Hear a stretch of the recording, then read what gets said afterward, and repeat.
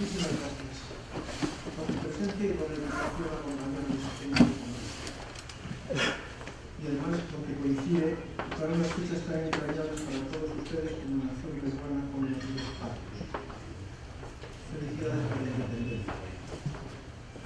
Pensaba ayer que decir esto en uno de España podía parecer un poco falso.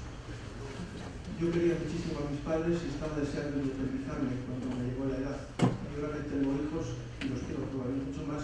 estoy deseando que se independice cuanto antes. Miren,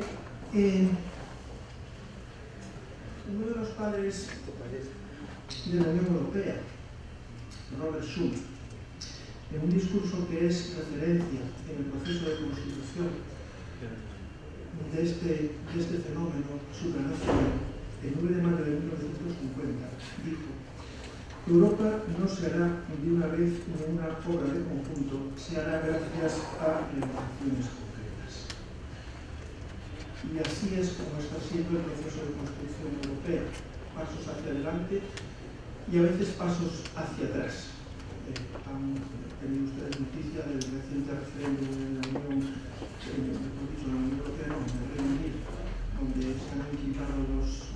británicos por salirse de la Unión Europea. Un paso atrás seguramente, pero no deja de ser uno de los estadios más de este proceso, sin duda apasionante, que estamos llevando a cabo en los países de la Unión Europea. Y si Europa con la Unión Europea comenzó siendo la Europa de los mercaderes o la Europa de las empresas, si se comenzó por la libre circulación de capitales, la libre circulación de servicios y después se dio el paso a la libre circulación de personas, sin duda uno de los hechos más importantes que ha acaecido en los últimos años para la creación de lo que se está llamando ya la Europa de los ciudadanos ha sido la publicación del reglamento que voy a tratar de exponerles a esta hora de la tarde. Un reglamento que se ha ocupado básicamente en unificar los puntos de conexión que determinan la ley aplicable y la competencia de las autoridades que han intervenido en las sucesiones mortiscas.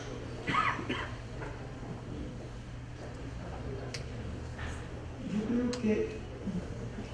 esa vinculación especial que tiene la función notarial con la sociedad tiene precisamente uno de sus anclajes, uno de sus fundamentos en el derecho de sucesiones. La ciudadanía identifica muy fácilmente al notario con el derecho de sucesiones, porque en esos dos momentos básicamente que se producen en relación con la planificación de la herencia o con el desarrollo de la sucesión causal, tenemos una relación muy íntima con el ciudadano. Cuando una persona se planifica la sucesión, nos pide el asesoramiento, el consejo, la información que oímos esta mañana en el desempeño de la función, él se plantea en ese momento o pasa por delante de él toda su vida. Y en ese momento cuenta con el apoyo del notario. Lo mismo que después del fallecimiento de un ser querido, sus herederos vienen a buscar consejo a la hora de formalizar la repartición de herencia. Por eso yo vinculo, creo que en la historia y incluso en la bibliografía y en el arte, está muy vinculado la figura del notario al derecho de sucesiones. En los días previos al viaje a Chiclayo, se me pidió que hiciese preparase un artículo para publicar en una revista de ustedes, un poco centrando el tema de la intervención. El reglamento de sucesiones surge por una necesidad, y por una necesidad que se planteaba cuando el causante de una sucesión tenía vinculación con distintos estados de la Unión Europea. Vamos a poner un ejemplo, van ustedes a centrar la problemática y luego vamos a ver cómo a esa problemática en el reglamento se buscan soluciones. Y si ustedes están planteando por qué viene este hombre de Europa a contarnos las soluciones que le han buscado a esos problemas y nosotros estamos en Perú y cómo nos importa, pues yo creo que sí que les puede importar por dos razones fundamentales o tres si ustedes quieren. En primer lugar, Hoy en día la circulación de los ciudadanos de unos países a otros es un hecho y no lo podemos negar ni lo podemos impedir. Este reglamento se va a aplicar a todos los ciudadanos que hagan sucesiones en la Unión Europea, con independencia de su nacionalidad. Es decir, a ciudadanos de Perú que fallezcan en la Unión Europea, o a ciudadanos españoles, a los italianos que tengan que resolver su misión, le vamos a aplicar este reglamento. De la misma manera que los ciudadanos de la Unión Europea que puedan ordenar su sucesión en cualquiera de los países de Latinoamérica, por ejemplo en Perú, pues seguramente ustedes, no sé, no están ustedes vinculados por esta norma que no es de Perú, pero sí que a la hora de dar asesoramiento y consejo o atender al desarrollo de una sucesión de un ciudadano de la Unión Europea, convengan que tengan en cuenta los parámetros que vamos a tratar de ver esta tarde. Miren, les decía cómo era la problemática que se planteaba con una sucesión transfronteriza o internacional en la Unión Europea. Imagínense ustedes un ciudadano peruano que teniendo bienes en Perú y que teniendo bienes en España o en Francia, vivía en los Países Bajos, en Ámsterdam. Y pasado el tiempo y llegado a su hora, este hombre fallece. Si sus herederos iban a un notario en Ámsterdam, el notario en Ámsterdam, con arreglo a las leyes de derecho internacional privado de los Países Bajos, decía: pues esta sucesión la tengo que resolver con arreglo a la ley del domicilio del causante. Y este señor estaba viviendo en Ámsterdam, por lo tanto, yo le voy a aplicar a toda su sucesión la ley de los Países Bajos o la ley holandesa. Si alguno de los herederos, en cambio, prefería empezar por resolver el tema de los bienes que había en Francia, y entonces iba al notario francés, el notario francés le decía: bueno, este hombre tenía su residencia habitual en los Países Bajos, pero tenía bienes en Francia, en Perú y en España, con lo cual yo tengo que hacer 4 sucesiones distintas, porque le aplico a la sucesión de los bienes muebles la ley de su país de residencia y a cada una de las sucesiones de los bienes inmuebles, en virtud del principio de lex resitae, la ley del lugar de situación. En cambio, si lo que había prisa era por solucionar la sucesión de los bienes en España y venía a un notario español, el notario español, en aplicación de las normas del Código Civil, en concreto el artículo 9.8, pues aplicaba el principio de lex patriae y decía que este hombre había que aplicarle a toda su sucesión la ley de su nacionalidad y por lo tanto aplicaba la ley peruana. Esto no podía ser. Además, se añadía que en función de donde se hubiese tramitado cualquiera de las sucesiones, si después ese documento sucesorio, completo o incompleto, se quería hacer valer en otro de los estados, no había una fórmula unitaria para que ese documento pudiese surtir efectos y que todos los efectos fueran los mismos. Por lo tanto, a finales del siglo pasado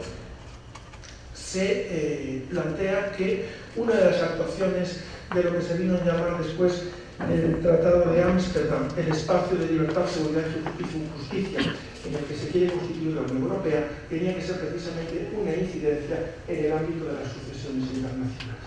En uno de los estudios previos, en uno de los trabajos de campo que se hicieron antes de comenzar los trabajos legislativos, se hablaba de que en un año en Europa se crean sucesiones con implicación de nacionales de distintos Estados miembros por importe de 50.000 millones de euros, que se elevaban a 450.000 cuando había algún elemento internacional, fuese o no de la Unión Europea. Evidentemente, con este volumen de dinero y con la insatisfacción que producía al ciudadano la situación que les acabo de describir, la actuación en este ámbito estaba más que justificada. Y precisamente porque una de las mayores dificultades a la hora de abordar una sucesión internacional o transfronteriza no estriba tanto en la pluralidad o en la diversidad de los derechos materiales sucesorios, sino, como les acabo de decir, en la disparidad de los criterios que había a la hora de determinar la ley aplicable o la jurisdicción competente, y al mismo tiempo en la falta de un modelo uniforme que permitiese a los herederos, a los legatarios, a los administradores de la herencia o a los ejecutores testamentarios justificar o probar sus derechos y sus cualidades y hacerlos valer en cada uno de los estados sin tener que acudir a nuevos o ulteriores procedimientos. Pues a estas cuestiones es a las que se ha tratado de dar respuesta a través del que llamamos en Europa Reglamento sobre Sucesiones, el título oficial, el Reglamento del Parlamento y del Consejo del 4 de julio de 2012 relativo a la competencia, la ley aplicable, el reconocimiento y ejecución de resoluciones judiciales, aceptación y ejecución de documentos públicos y a la creación del certificado sucesorio europeo. En cuanto a la primera de las cuestiones que se planteaba, que era el de, antes de seguir, fíjense que este reglamento lo que va a atender es a cuestiones de tipo formal, derecho internacional privado. Los regímenes sustantivos, los 28 regímenes sustantivos siguen vigentes en cada uno de los estados. Bueno, y digo 28 partiendo de que haya uno en cada uno de los estados miembros, pero por ejemplo en España, que tenemos un estado plurilegislativo en materia civil, contamos ya solo dentro de España con 7 ordenamientos sucesorios distintos, ¿no? A veces se planteaba, o se ha planteado, si sería conveniente haber dado un paso más y en vez de hacer una unificación de normas de derecho internacional privado con normas de carácter formal, haber ido a la unificación del derecho sustantivo, creando lo que se llama en otros ámbitos un régimen 29. No. Reflexionando, yo creo que podemos llegar a la conclusión de que el derecho sucesorio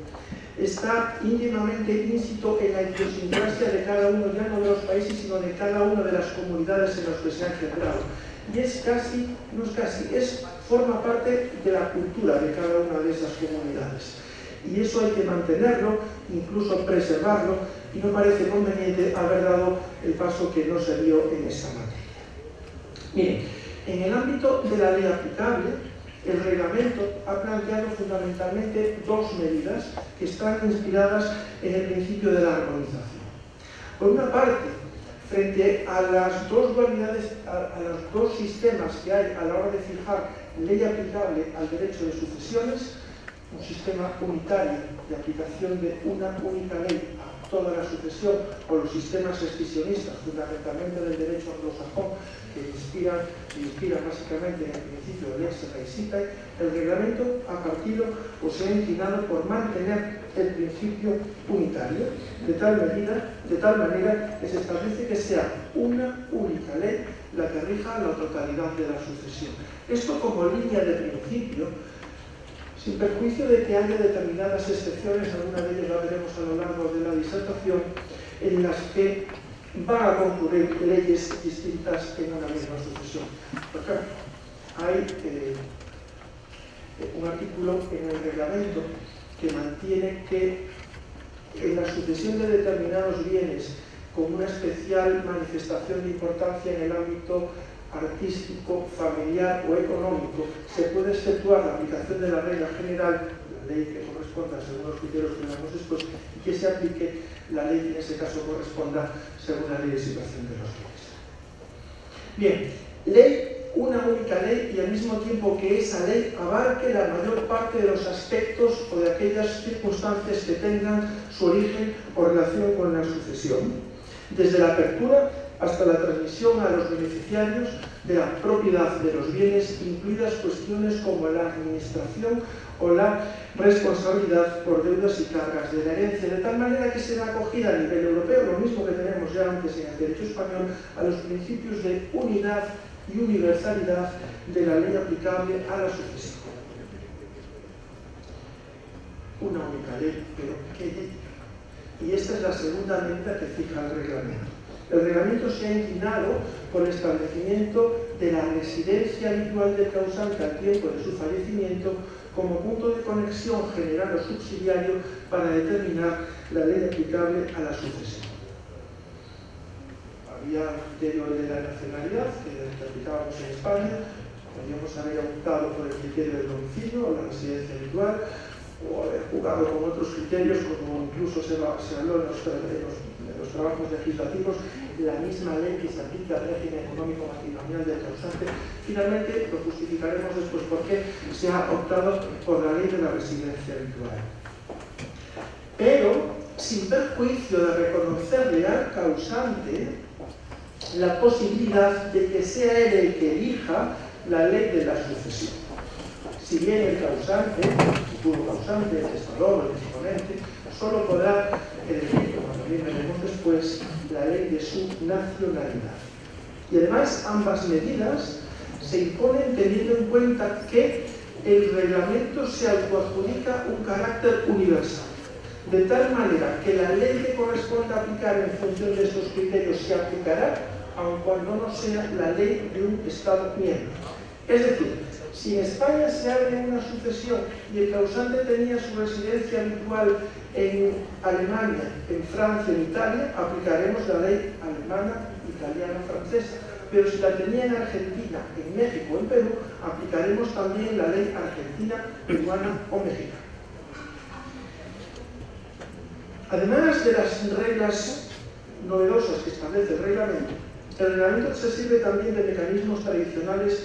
del derecho internacional privado, como son la cláusula de reambío y la cláusula de orden público, al tiempo que fija también normas específicas para aquellos sistemas o ordenamientos políticos de carácter plurilegislativo, de los que, como les acabo de decir, el ordenamiento español es un ejemplo perfecto.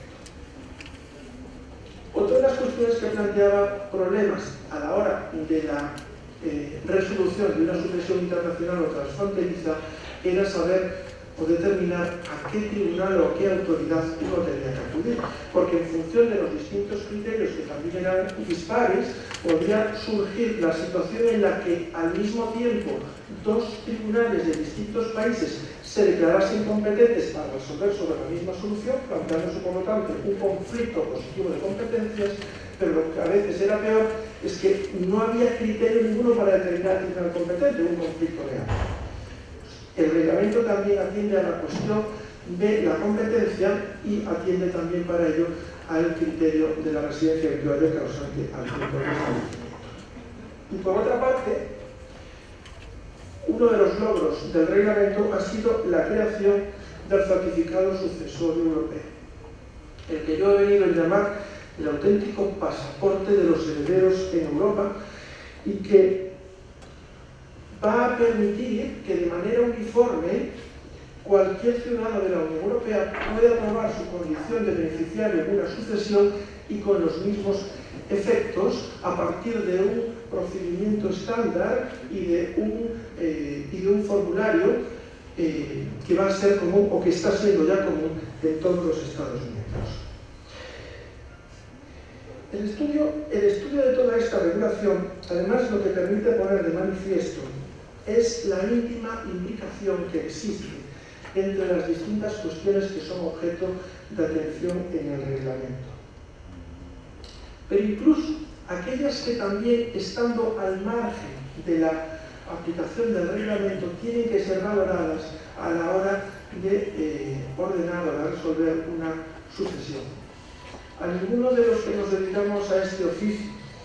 nos suena extraño que las consecuencias del fallecimiento que una persona produce en la realidad jurídica son de tal magnitud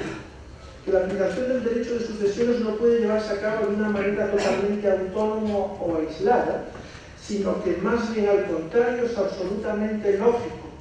incluso necesario, tener en cuenta también normas del derecho de la persona, del derecho de familia o del derecho patrimonial.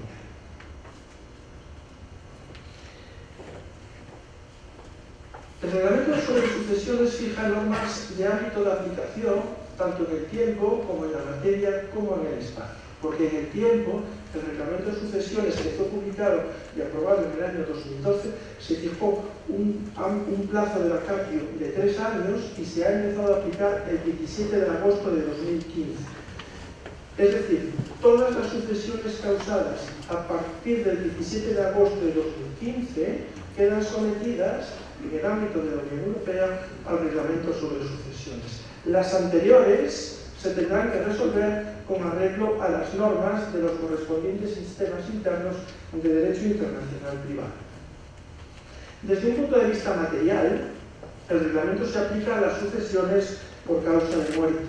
En él se define como las transmisiones de bienes, derechos y obligaciones por causa de muerte, ya se derive de una transmisión voluntaria derivada de una disposición mortis causa, ya de una transmisión ab intestato. Y en el espacio, el reglamento se aplica en todos los estados de la Unión Europea con 3 excepciones. Dinamarca, que siempre va a salir, Irlanda y Reino Unido. Irlanda y Reino Unido, durante el proceso de trabajos legislativos, manifestaron que se quedaban fuera, al menos temporalmente, y en ese sentido el Brexit no afecta para nada a lo que ya era una realidad en el ámbito del reglamento sobre sucesiones.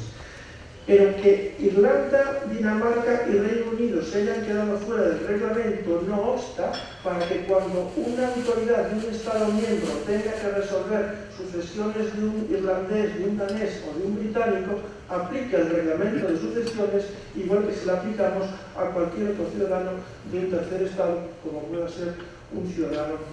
de Perú.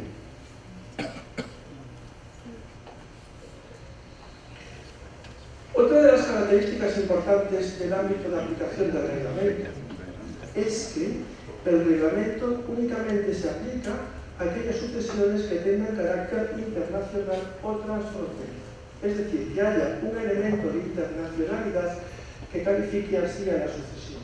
De no existir este elemento internacional,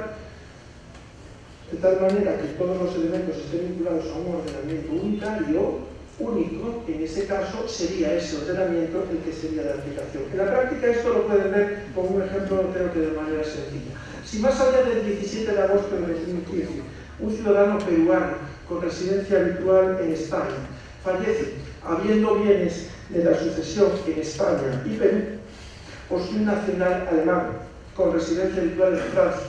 fallece en España con bienes en España, Francia y Alemania, en ambos casos el sometimiento de cada una de estas sucesiones al reglamento no ofrece ninguna duda dado su carácter internacional o transfronterizo. Por el contrario, si en la misma situación temporal un ciudadano español que fallece en España tiene todo su patrimonio en España, en este caso la ausencia del carácter internacional determina que no entre en aplicación al reglamento, sino que rija directamente las normas internas de derechos humanos.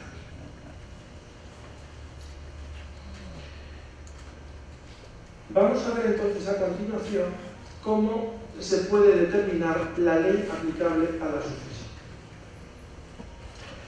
En el ámbito del derecho de sucesiones se tiene afirmado como un elemento común, que es la voluntad del causante, la ley de la sucesión, y esta se ha convertido en una de las reglas fundamentales en la interpretación de los actos o negocios jurídicos multis causa. Sin embargo, pronto nos enseñaron que esta primacía o esta preferencia no puede entenderse en un sentido absoluto, sino dentro de las limitaciones que van configurando los distintos ordenamientos, tanto en un ámbito formal como en un ámbito material o sustantivo. Pues muy bien, en este sentido, lo que ha dispuesto el reglamento es que sea, en primer lugar, la voluntad del causante el factor que haya de ser tenido en cuenta como determinante de la ley aplicable a la sucesión, dentro de lo que hemos venido llamando una autonomía controlada, en tanto que esa voluntad queda también perfilada dentro de unos determinados límites de carácter formal o sustantivo. Como les decía antes, el causante solo podrá optar por la ley de su nacionalidad, bien la que tenga al tiempo de otorgar la disposición mortis causa, bien la que pueda tener al tiempo del fallecimiento. Por lo tanto, el ciudadano peruano que tiene su residencia habitual en Madrid puede acudir al notario a otorgar testamento diciendo: yo quiero hacer testamento, pero en primer lugar lo que quiero es que no se me rija mi sucesión por la ley española de mi residencia, sino que quiero mantener como aplicable la ley de mi nacionalidad. De la misma manera, un ciudadano español residente en Chiclayo debería tener la posibilidad de que al otorgar su testamento ante un notario peruano pueda elegir la ley española de su nacionalidad como ley aplicable a la sucesión. Si el causante, si el testador tiene varias nacionalidades, tienen ustedes un escritor, premio Nobel, que es famoso también en España. Yo creo que es la típica sucesión internacional que podríamos identificar, porque este hombre tiene propiedades en distintos países, tiene varias nacionalidades, y podía optar por cualquiera de la ley de sus nacionalidades, bien al tiempo de otorgar el testamento, bien al tiempo del fallecimiento. La validez material del acto de elección queda sujeta a la ley que se elija como aplicable a la sucesión. Y en cuanto a la forma, el reglamento ha dispuesto que la elección se ha de hacer necesariamente de forma expresa en una disposición mortis causa, o que al menos la elección de ley resulte claramente del contenido de la disposición. Esto viene a decir que yo puedo disponer una elección de ley estableciendo que yo, ciudadano español con vecindad civil de Galicia y que por lo tanto tengo un derecho civil foral propio, puedo decir en mi testamento, quiero que mi sucesión se rija por la ley gallega de vecindad civil, o bien puedo hacer disposiciones que contenidas en la ley de derecho civil de Galicia de a entender que se está haciendo una elección porque solo en esa elección podría hacer uso de esas instituciones propias.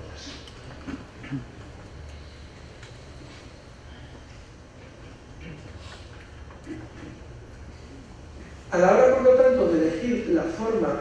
de la disposición mortis causa, el reglamento también contempla tanto la forma ordinaria del testamento como la posible de los pactos o contratos sucesorios, que en algunos países de la Unión Europea están prohibidos directamente, mientras que en otros están admitidos. Y que, por ejemplo, en el derecho español, mientras que el artículo 1271 del Código Civil prohíbe los pactos sobre sucesión o herencia futura, en algunos derechos forales están admitidos. Y es el caso, por ejemplo, del derecho civil de Galicia, que yo ejerzo en la mayor parte del tiempo en los casos. Por lo tanto, una elección de ley se puede hacer tanto de manera unilateral en un testamento como de manera bilateral o plurilateral en un contrato sucesorio. Incluso podría darse la circunstancia de que la elección de la ley fuese el único contenido del testamento del pacto. Es decir, yo podría otorgar un testamento diciendo yo quiero que mi sucesión se rija por la ley peruana. Y no digo nada más. Pero eso desencadenará todo después que la sucesión, aunque se aplique la sucesión intestada, sea la sucesión intestada de la ley de Perú. Lo mismo que en un contrato sucesorio, a mi beneficiario o a mi causante, para obtener la vinculación a la continuidad de la empresa de la persona que yo he elegido entre mis descendientes como mi sucesor en la actividad empresarial, me pueda interesar vincularle, y para eso que tengamos que llegar a la condición de que a mí me interesa o a los dos nos interesa que la sucesión se rija por una determinada ley. Fíjense, si yo hago la elección de ley en un testamento de manera unilateral, esa elección de ley después yo la puedo modificar e incluso revocar. Si lo hago en un pacto sucesorio, depende de cómo esté el pacto configurado para que esa elección de ley pueda devenir definitiva y por lo tanto inmutable, o que sin embargo sí que se pueda cambiar.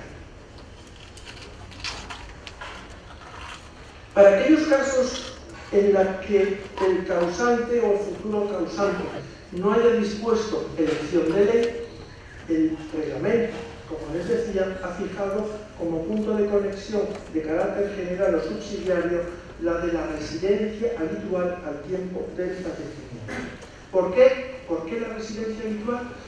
Se ha considerado que se trata del lugar que configura fundamentalmente el centro de interés del causante y donde suele encontrarse la mayoría de sus bienes, y al mismo tiempo que favorece la integración en el Estado miembro de la residencia habitual de aquellas personas que son extrañas por razones de nacionalidad, y en ese sentido se evita también cualquier discriminación frente a las mismas. Pero además, junto con esta idea, también es importante reconocer que se consiguen dos efectos añadidos colaterales y de no importancia menor. Por una parte, que mediante esta norma de conexión se tiende a favorecer la coincidencia entre la ley aplicable y la autoridad que la va a aplicar, es decir, el notario español va a aplicar el derecho español, el notario francés va a aplicar el derecho francés, y al mismo tiempo, y por eso se facilita también la aplicación de los derechos de los Estados miembros. ¿Qué ocurre con la residencia habitual? Sobre todo frente a aquellos que venimos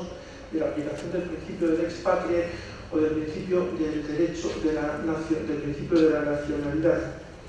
Pues que frente a la nacionalidad, que está caracterizada por una certeza y por una estabilidad, la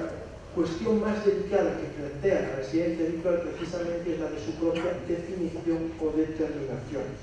Tradicionalmente, ya desde los clásicos, se venía entendiendo que son dos los elementos que configuran a la residencia habitual. Un elemento objetivo, llamado corpus, la presencia o la permanencia efectiva de una persona en un determinado lugar, y por otra parte el animus, un elemento volitivo o subjetivo mediante el cual el ciudadano, el sujeto, manifiesta su intención de dotar a esa presencia de continuidad o de permanencia en el tiempo y de constituir en ella el centro efectivo de sus principales intereses. Y en este sentido, aunque la residencia habitual se va a aplicar con carácter objetivo subsidiario,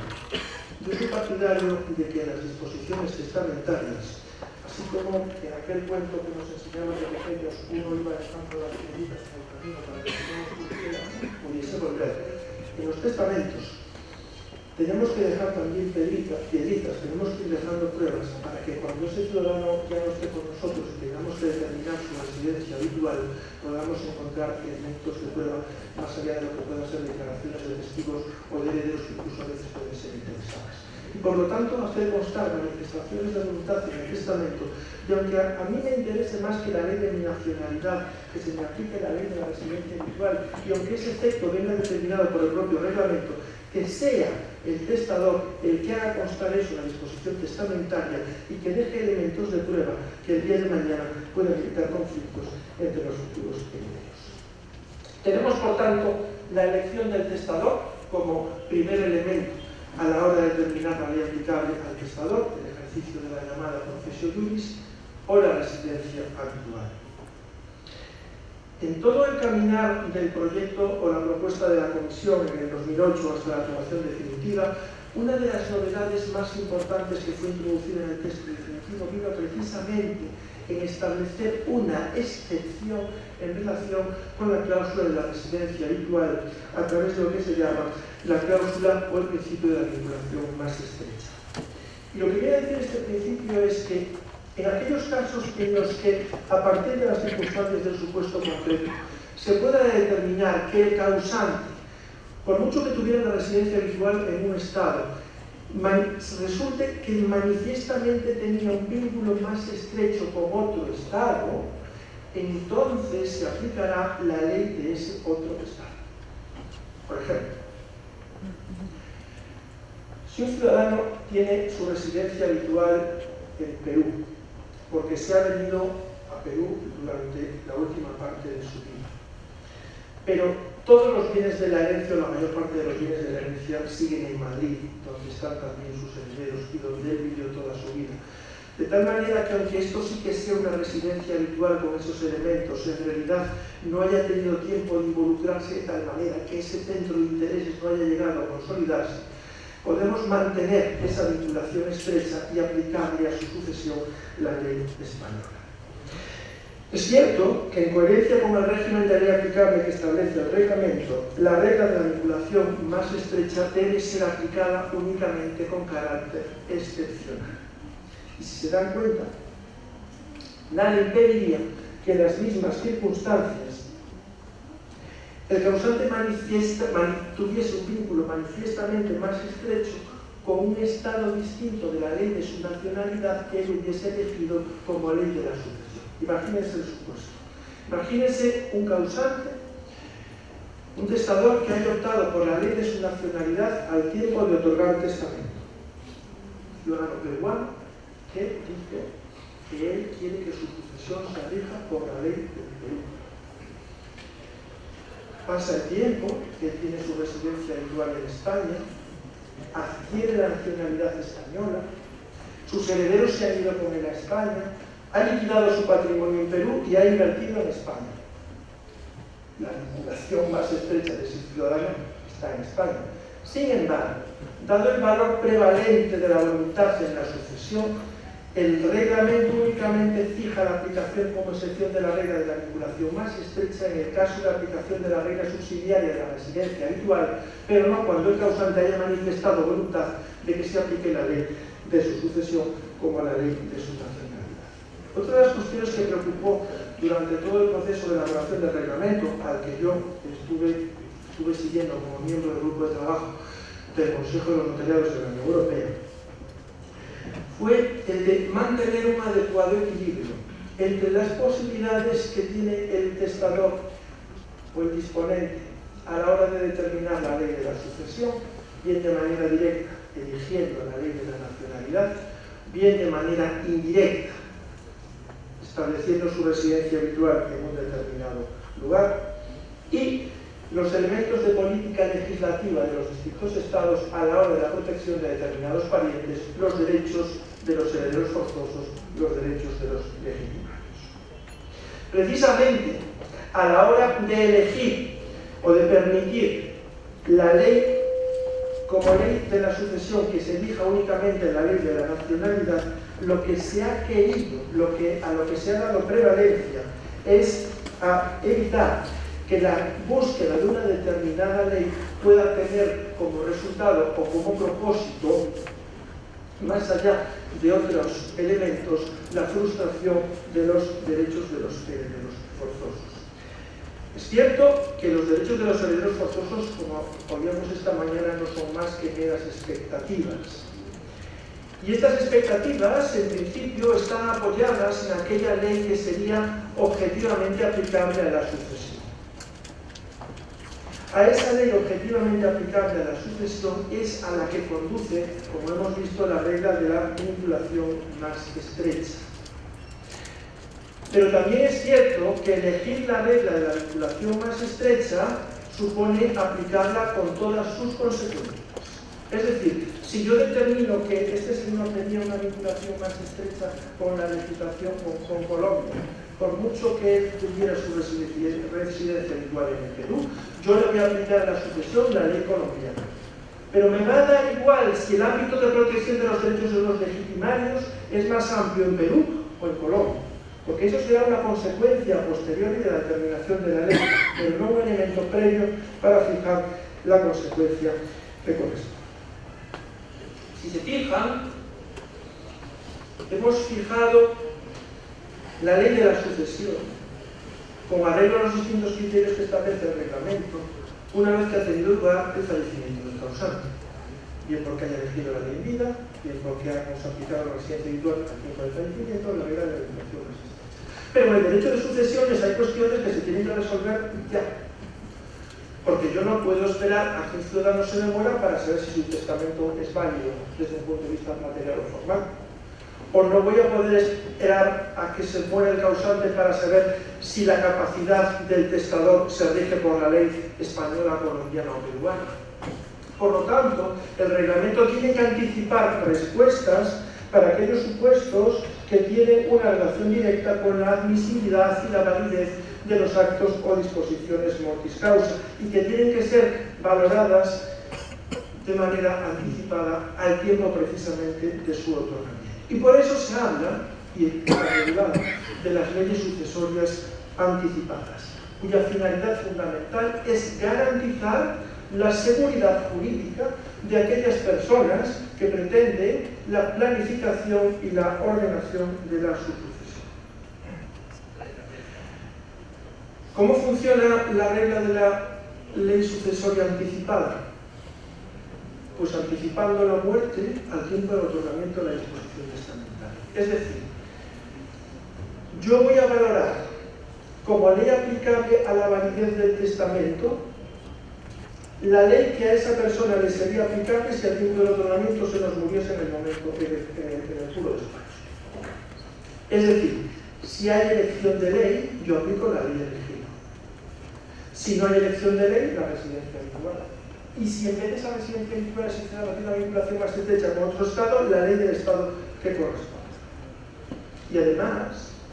como el reglamento contempla tanto los actos unilaterales, las disposiciones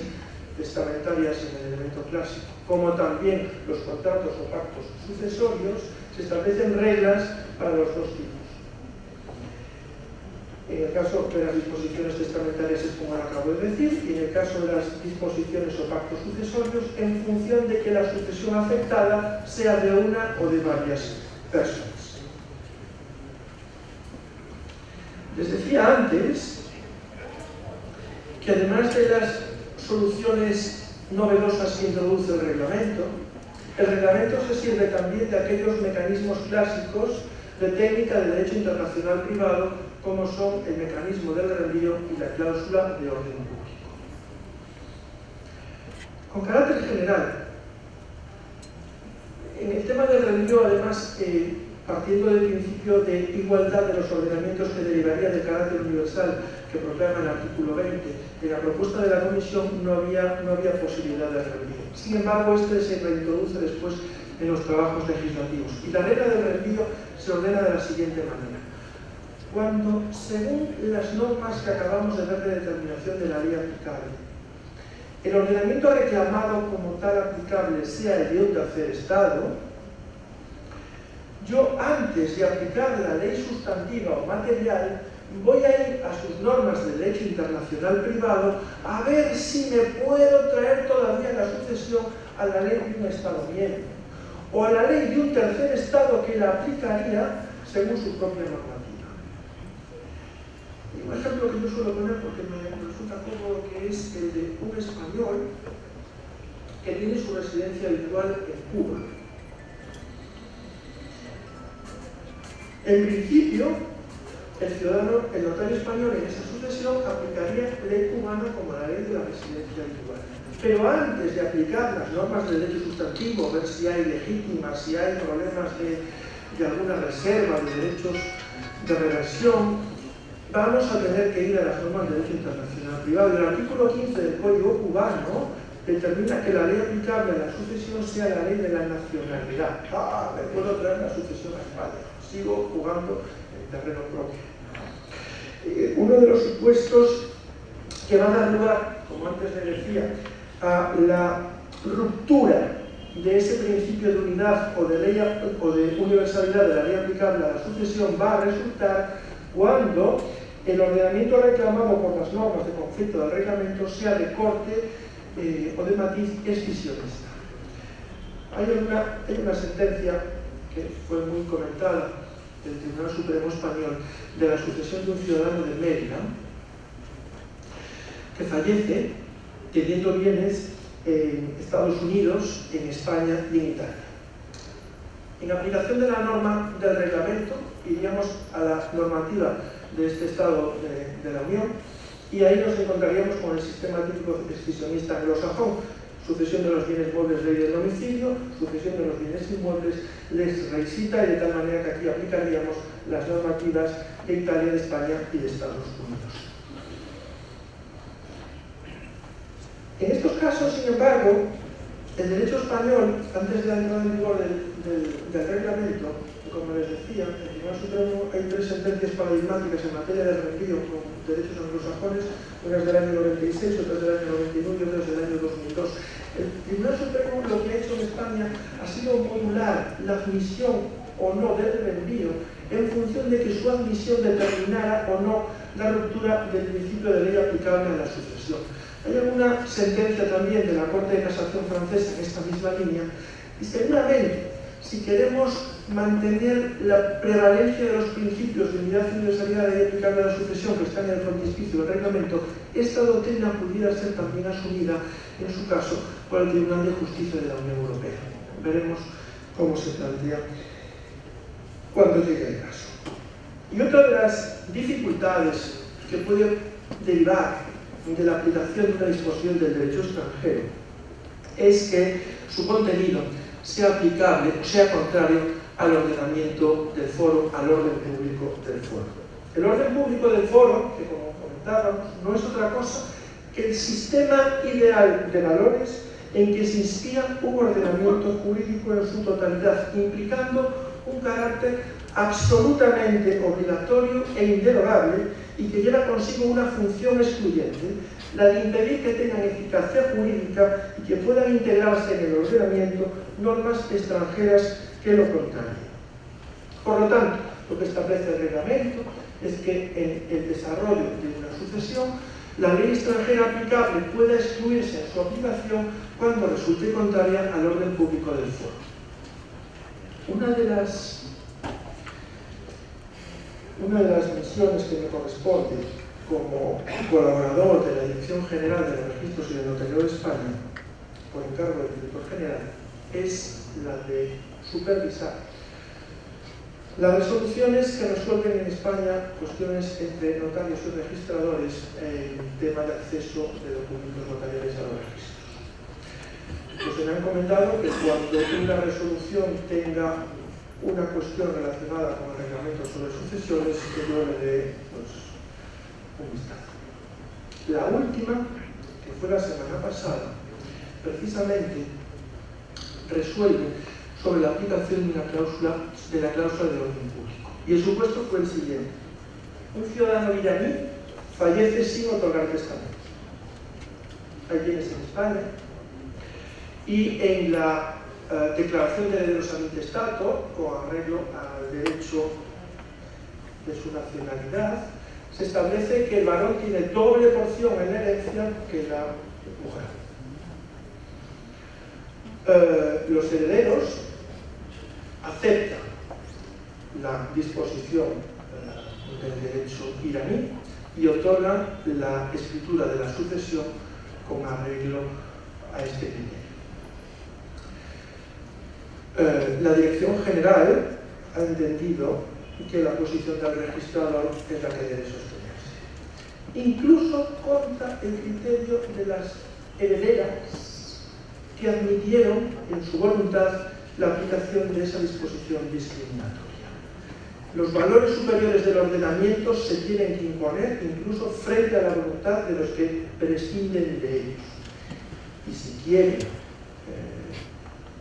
que eso tenga efecto, pueden otorgarlo por otras vías o negocios jurídicos. Pero de principio, los valores de nuestros ordenamientos tenemos que sostener. ¿Qué ocurre en esos casos en los que tenemos que excluir la aplicación de una norma extranjera por ser contraria al orden público del foro? Porque en el ordenamiento del reglamento no se establece una solución y en el ordenamiento interno español tampoco la tenemos.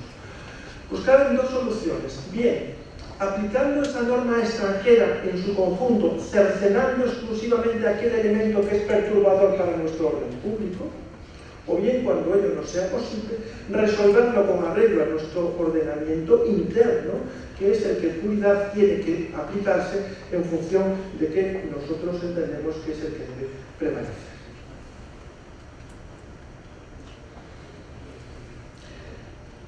Para su relajo les advierto que incide en la última parte de la exposición, aunque también les advierto que no es de todo corta, van a tener que esperar un poquito todavía. Y la última parte la quiero dedicar, señores, a la figura del certificado sucesorio europeo. Miren, yo, que he venido ya muchas veces, bastantes veces a Sudamérica, y disfruto siempre con las visitas y con la relación que tengo con ustedes. Yo no sé si ustedes se dan cuenta de la riqueza que tienen por un elemento que participan, que es el de la lengua española. O sea, ustedes son una comunidad de lengua. Y eso, para los que vivimos en Europa y cruzamos los Pirineos y tenemos que empezar a hablar en inglés y en francés y en lo que podamos, nos da mucha envidia. Y en la medida en que estos procesos de integración supranacional van a ir imponiéndose, porque no solo la economía, sino la gente cada vez menos oye de fronteras, seguramente algunas experiencias que se están produciendo en otros espacios territoriales puedan ser aprovechadas, y yo veo en el certificado sucesorio europeo uno de los elementos que puede ser aprovechado en el ámbito latinoamericano, y que seguramente, antes de que los legisladores tengan que discurrirlo, pues ustedes puedan irlo presentando y haciéndolo ya una realidad antes de que haya una regulación. El certificado sucesorio europeo, como les decía, constituye uno de los ejes fundamentales de la nueva reglamentación que establece el reglamento. Y se puede definir como un documento público estrictamente europeo que tiene por objeto la constatación y la fijación de los hechos sobre cuya base pueda ser fundada la declaración de heredero, legatario, ejecutor testamentario o administrador de la herencia, el contenido de sus derechos y sus facultades para la acreditación de los mismos, y esto es muy importante, en un estado distinto a aquel de su expedición. El ámbito de utilización del certificado, por lo tanto, coincide necesariamente con el ámbito de aplicación del reglamento, con una vocación transfronteriza, y por eso el reglamento, el certificado sucesorio, nace con una clara vocación de extraterritorialidad. Aunque ustedes crean que es un juego de palabras, lo van a ver que no es así. La aplicación del reglamento permite la utilización del certificado sucesorio europeo, porque si hay aplicación del reglamento, hay sucesión transfronteriza. En cambio, no toda sucesión transfronteriza en la que el reglamento sobre sucesiones sea aplicable va a derivar de manera necesaria en la utilización o en el empleo del certificado. Y lo van a ver ahora con este ejemplo. Miren, la sucesión de un nacional francés que tiene su residencia habitual en España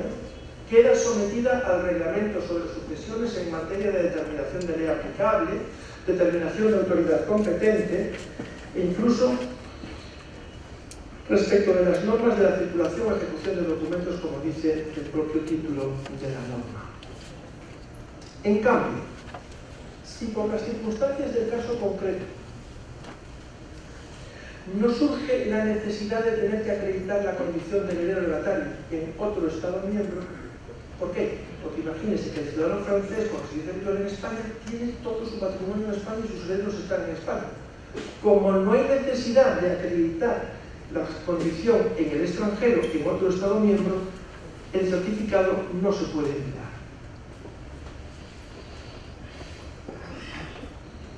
En cambio,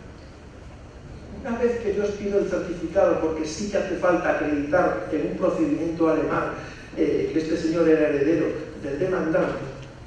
y por lo tanto el certificado se expide para surtir efectos en Alemania,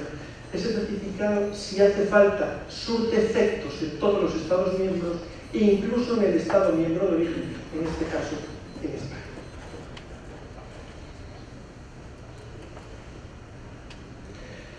En el articulado del reglamento se fija de manera ejemplificativa las utilidades que puede tener el certificado sucesorio. Acreditar la cualidad o los derechos del heredero legatario o sus cuotas hereditarias, acreditar la atribución de uno o varios bienes concretos de la herencia al heredero o al legatario, o incluso las facultades de la persona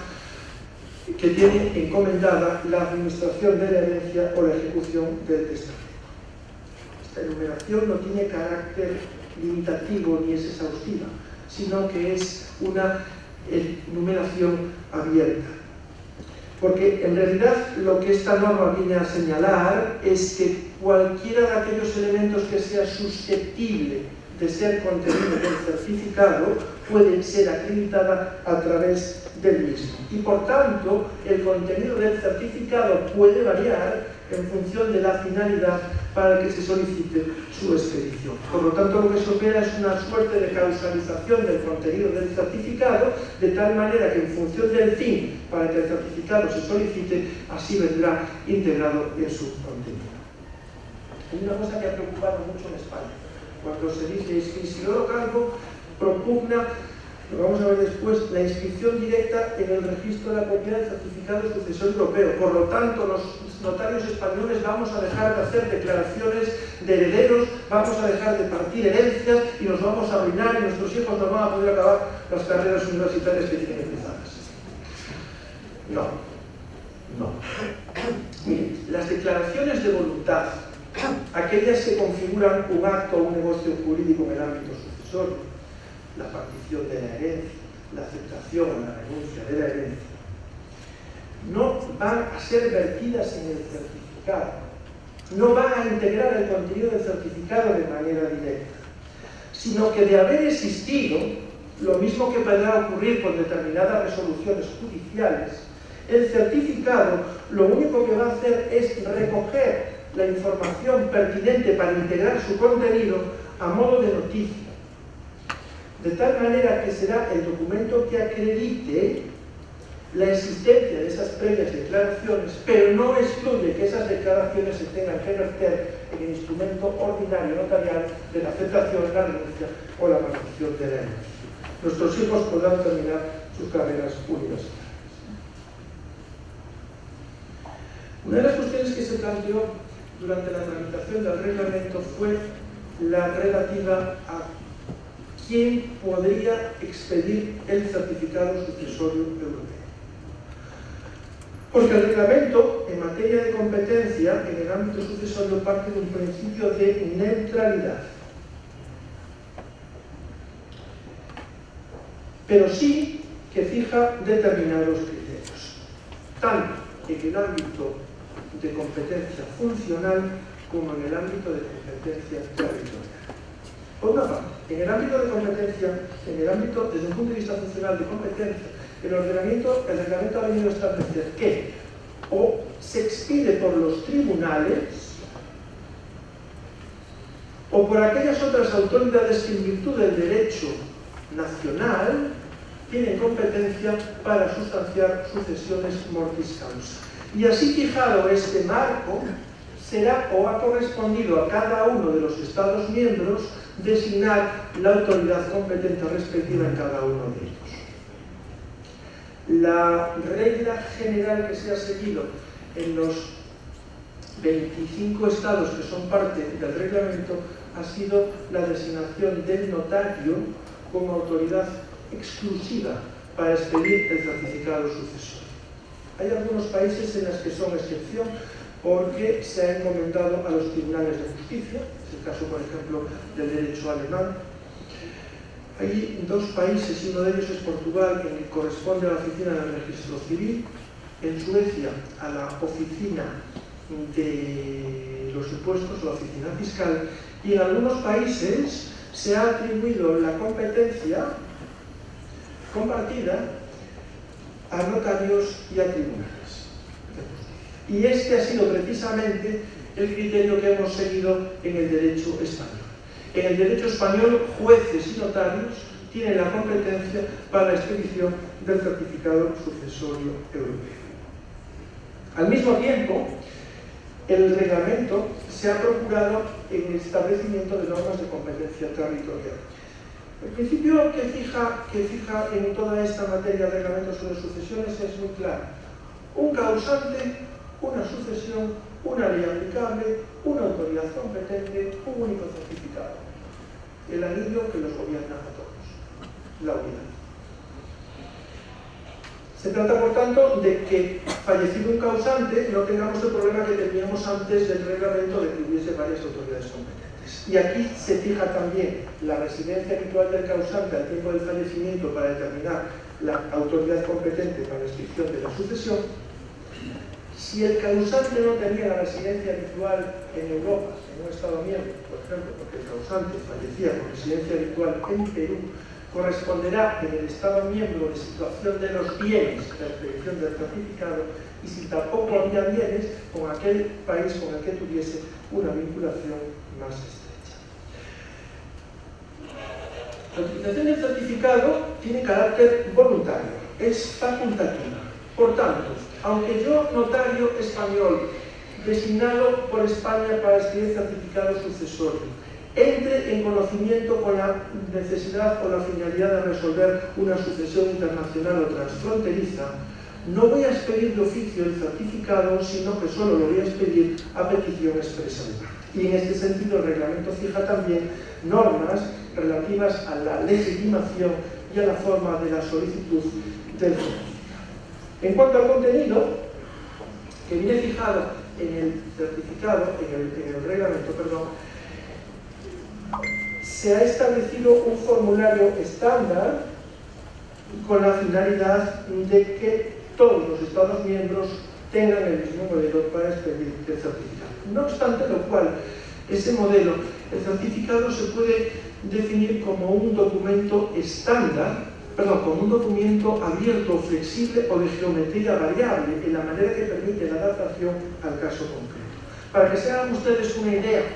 de lo que puede haber en el certificado, las informaciones que en él están contenidas las podemos clasificar de la siguiente manera. Por una parte, las informaciones relativas a la autoridad emisora y aquellas propias que son identificativas del certificado.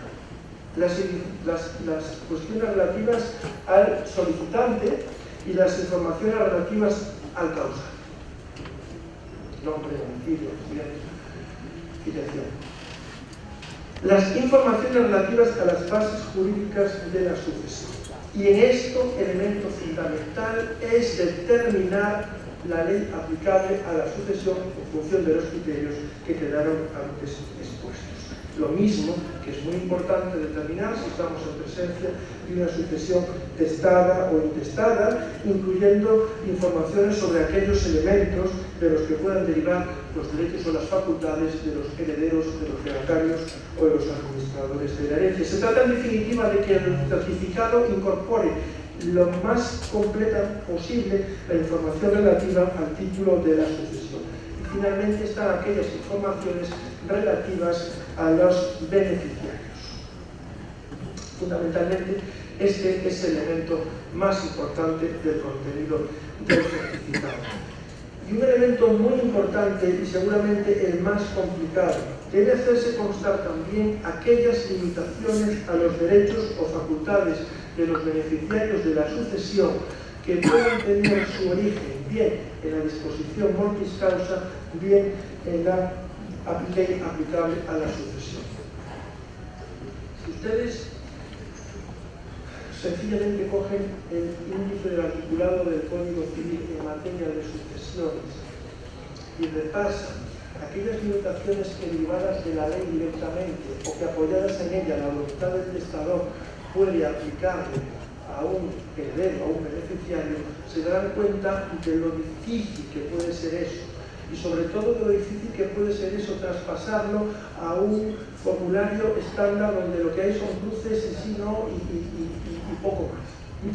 Pero al mismo tiempo también nos damos cuenta de la utilidad que esta figura va a tener para los ciudadanos en el desempeño o el desarrollo de las sucesiones internacionales o transfronterizas. Para finalizar la intervención,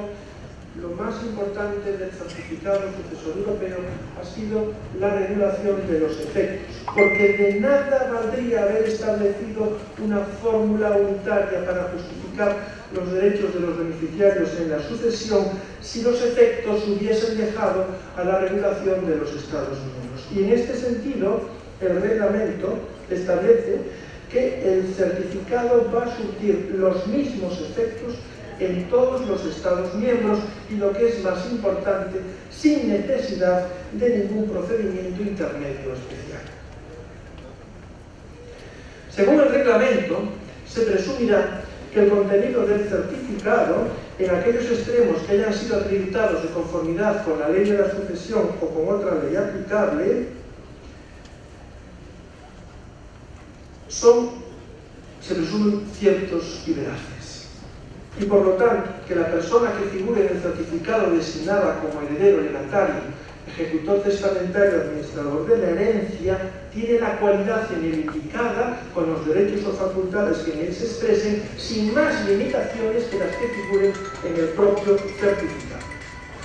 Son, por lo tanto, presunciones de veracidad que tienen una naturaleza en la medida en que el reglamento prevé también la posibilidad de la modificación, anulación o rectificación del contenido del certificado, presunciones que tienen la naturaleza de presunciones jurisdiccionales.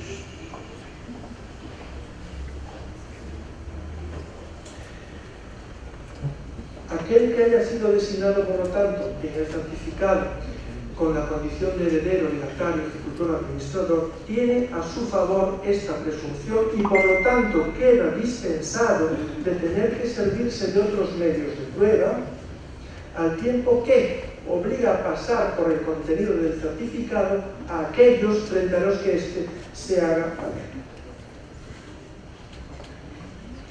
Pero el reglamento no se limita en la regulación de los efectos al establecimiento de esta presunción de veracidad de contenido, sino que la proyecta en el tráfico a través de la protección de reglas, a través de reglas de protección de la buena fe en dos sentidos distintos. Por una parte, se considera que cualquier persona que, apoyándose en el contenido del certificado, haga pagos o realice entregas de bienes a personas que en el certificado resulten facultadas para recibirlos, se considerará que ha actuado como una persona autorizada para ello, salvo que efectivamente se pruebe que tenía conocimiento de la discordancia del contenido del certificado con la realidad o que ese desconocimiento se hubiese basado en la propia negligencia. Les voy a poner dos ejemplos típicos de aplicación de esta regla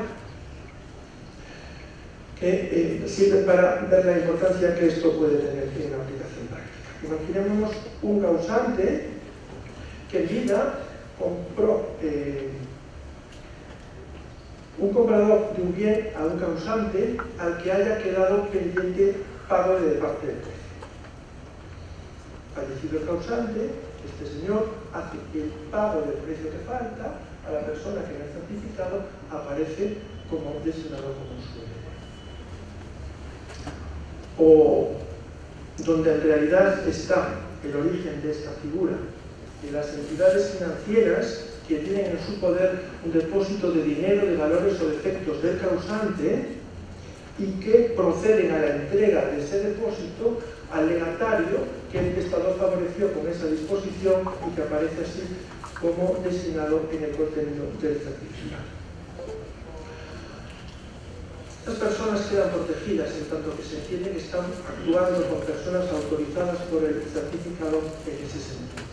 Si bien es cierto que un mínimo deber de diligencia para entrar en esa protección de la buena fe requiere, por una parte, que se exija la presentación de un original vigente,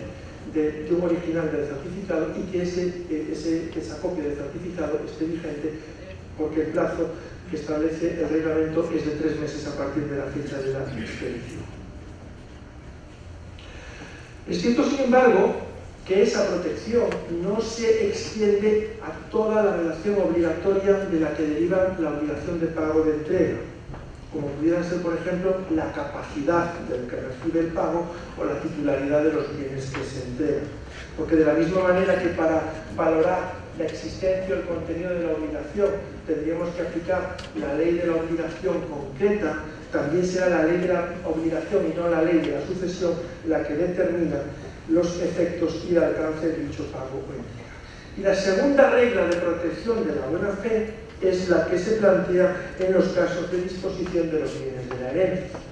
Porque el reglamento establece que cuando una persona facultada en el contenido del certificado para disponer de los bienes de la herencia disponga de ellos en favor de otra persona,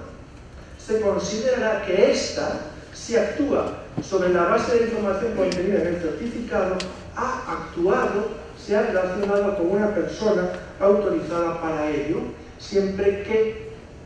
no incurra en tener conocimiento de la discordancia del contenido certificado con la realidad o que esa falta de conocimiento se apoye en la propia negligencia. Por lo tanto, en esta segunda regla la protección a donde alcanza es al tercer adquirente de buena fe que adquiere de persona que según el contenido del certificado está debidamente legitimada para transmitir. Y finalmente, la regla que establece de efectos el reglamento sobre sucesiones en relación con el certificado es la de establecer que el certificado sucesorio europeo va a ser título válido para la inscripción de la adquisición hereditaria de los bienes de la herencia en cualquier registro competente de los Estados miembros, así como también la inscripción de los bienes y derechos en los registros de bienes muebles e inmuebles y los efectos de la inscripción o de la no inscripción. Por lo tanto, hay que conciliar el propósito del legislador del reglamento de poner a disposición de los ciudadanos beneficiarios de una herencia donde hay bienes en distintos estados, de disponer de un único título para acceder al contenido de los registros. Y al mismo tiempo, conciliarlo con la competencia todavía mantenida por los Estados miembros en materia de derecho de propiedad y por derivación de derecho hipotecario o de derecho registral. ¿Cómo se concilia? Si el contenido del certificado permite cubrir todos aquellos elementos que las normas internas exigen para acceder al registro, el certificado será de inscripción directa en cualquiera de los registros de los Estados miembros. Y si no es, habrá que complementarlo o adicionarlo. Pero lo que no se puede es negar el contenido, negar el acceso del certificado a los libros del registro por el solo hecho de que haya sido expedido por una autoridad no nacional. Cuando tenemos determinadas normas o normativas en Estados miembros en los que exigen necesariamente que el documento notarial esté autorizado por un notario nacional para que pueda acceder al contenido de los libros del registro, hay que entender hoy que por la disposición del reglamento esas normas deben entenderse superadas. En definitiva, en el tratamiento de las sucesiones en el ámbito de la Unión Europea, el reglamento ha venido a delimitar un nuevo marco de la actuación notarial, en tanto que tenemos nuevas reglas para la determinación de la ley aplicable y nuevas reglas fundamentalmente en el contenido del certificado. Sin embargo, señores, el contenido del certificado en ninguna medida viene a afectar a la esencia de nuestra función. Yo defino al notario, a pesar de lo oído esta mañana, como un servidor de la ley. Pero un servidor de la ley, porque la ley es emanación del pueblo soberano y nosotros somos en primer lugar servidor de nuestros conciudadanos. Muchísimas gracias por su atención.